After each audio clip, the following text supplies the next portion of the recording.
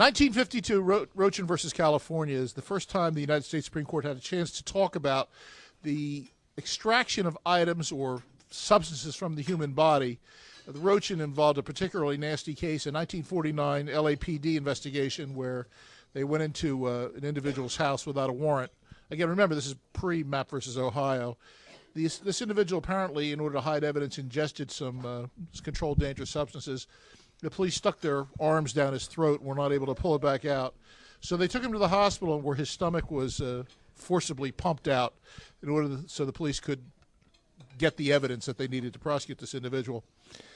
It left the Supreme Court kind of in an interesting situation because there was really nothing, under the 14th Amendment that would have allowed them to say that this is, some type of violation. Again, a lot easier after following Mapp versus Ohio. So what the court did is they developed this concept that this was conduct by the police that violated the 14th Amendment as well as the Fifth Amendment by virtue of the fact that it shocked the conscience of the court. Okay, and that standard has not come up all that often, although you hear it talked about. Its genesis was in the Roach decision.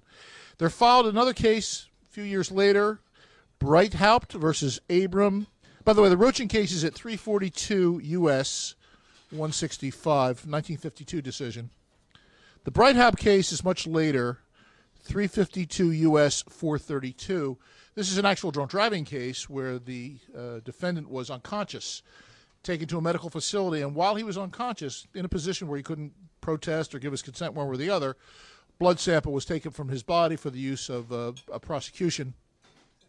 The court held, once again, that notwithstanding the fact that this individual was unconscious, the fact that the blood was taken in a hospital-type setting under controlled circumstances involving doctors did not shock the conscience of the court and was acceptable as far as the court was concerned. The main case that I want everybody to be familiar with, which is where this is the genesis of New Jersey law for the most part, is the Schmerber decision.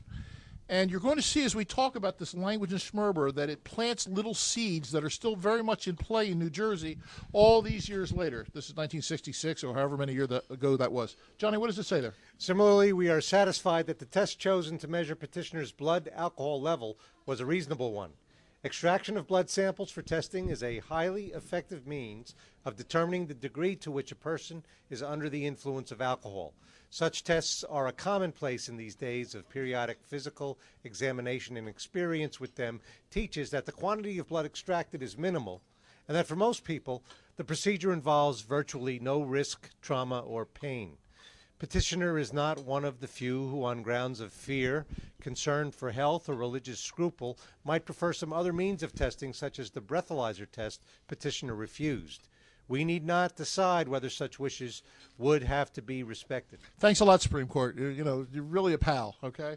All these things are in play in New Jersey to this day, all right? And you may be able to utilize these as a defense in an appropriate case.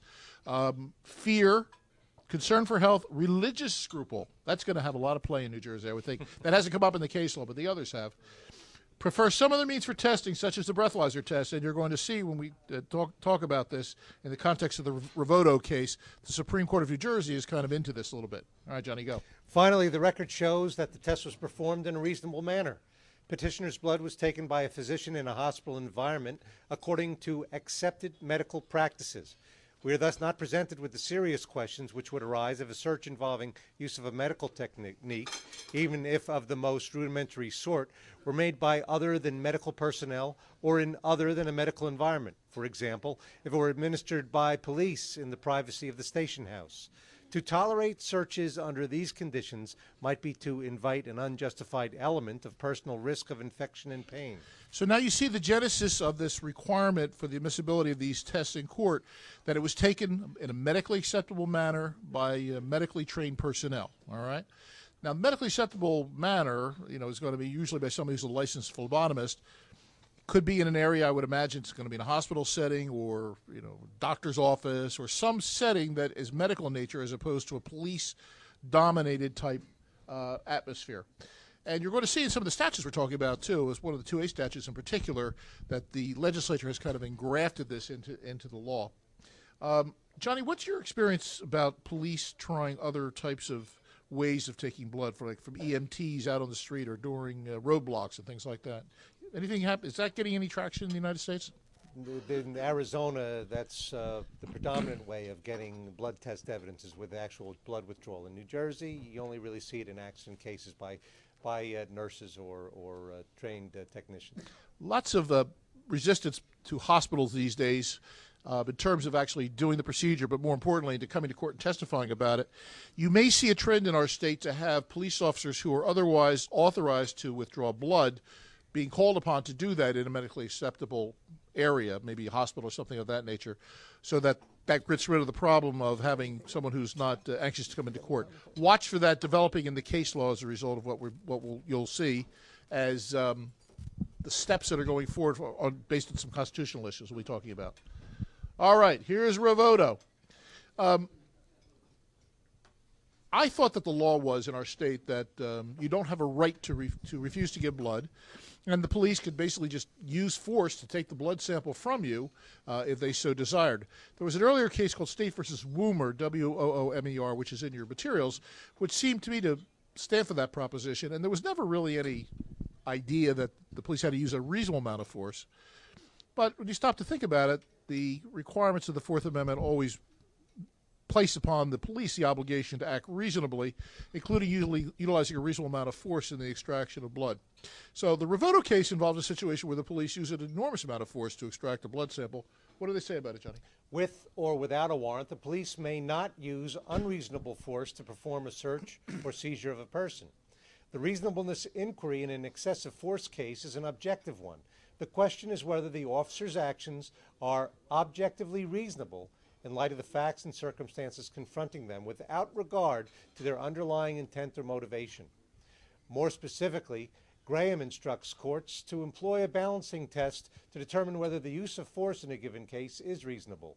The Supreme Court explained that the proper application of the balancing test requires careful attention to the facts and circumstances of each particular case, including the severity of the crime at issue, whether the suspect poses an immediate threat to the safety of the officers or others, and whether he is actively resisting arrest or attempting to evade arrest by flight. Not particularly helpful to police when they're confronted with a situation that they have someone in the hospital who's a resisting type person, does not want to give a blood sample, but the underlying offense that the police are investigating could be very serious, maybe an aggravated assault, maybe a homicide, could be vehicular homicide, could be an aggravated manslaughter. So it puts the police kind of on a sliding scale basis. They've got to determine how much force is going to be reasonable given the nature of the offense under investigation. As you'll see, there's going to be a distinction in the law between an aggravated manslaughter as opposed to just a routine drunk driving case involving a minor accident. In applying those tenets, we conclude that the use of force, the force used by the police to extract defendant's blood was unreasonable under the totality of the circumstances.